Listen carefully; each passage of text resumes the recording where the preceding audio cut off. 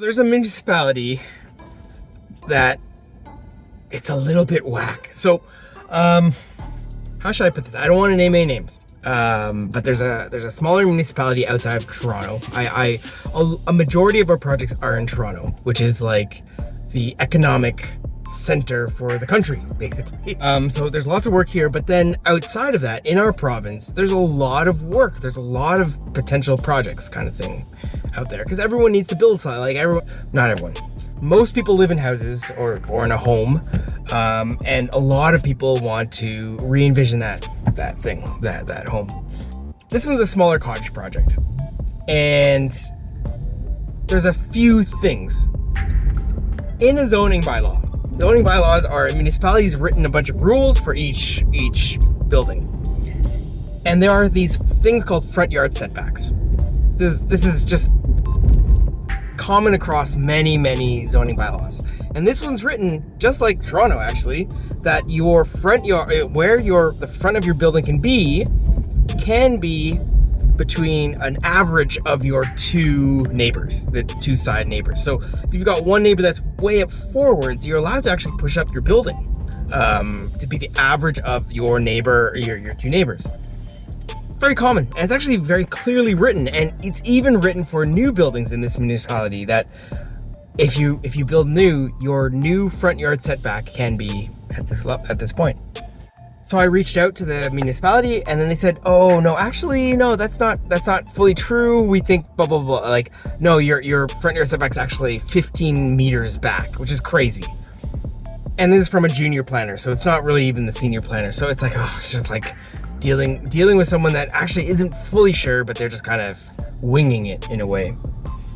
Then I go through the application checklist for reviewing this project, and they have this point. They're like, your signature needs to be authorized by a notary public. That's basically like you need to hire a professional to prove that you are you.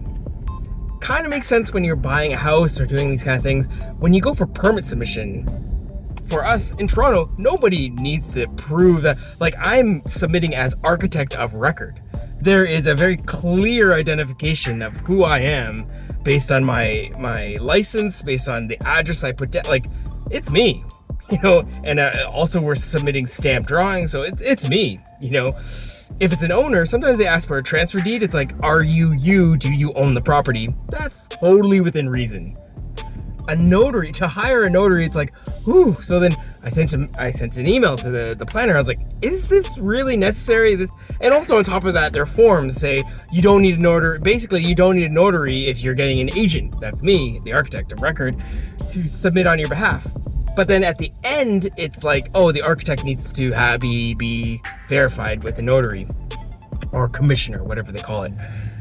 And they're like, no, you still need the owner to be verified with a notary or a commissioner on top of the architect being a notary. And it's like totally convoluted, totally overcomplicated, something that's not complicated. If you sign something, you're signing it, So there's that aspect of things. That's like, that's not accurate. Based on your forms, it actually says that agent on file can basically supersede the owner's signature. I'm taking responsibility for it. I pay for all this liability insurance. You got it. Like, that's the whole point of, that's why an owner hires an architect. Anyway, that's one thing. Then another thing came up, and it was like, oh, so there's a bunch of deadlines to make certain committee of adjustment hearings. There's a bunch of deadlines publicly written. It's on the website. It's like, for this municipality, you must submit by this date to make this next hearing date. So we're all like working towards this date. We come up to the submission date.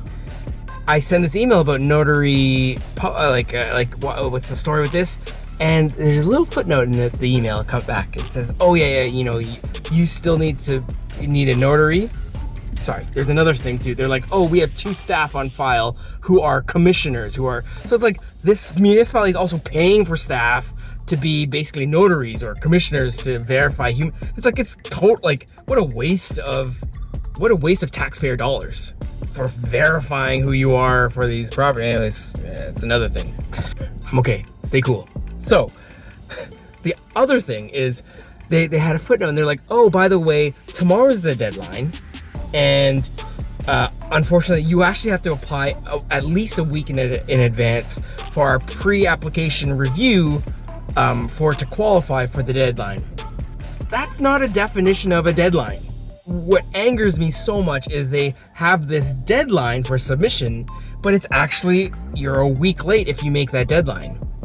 That's ridiculous. Like, I feel like I could sue them because we're all working towards this precipice, this date, and all of a sudden they're changing the rules of what that means. It's like, you can't, why would you post a deadline that actually is late?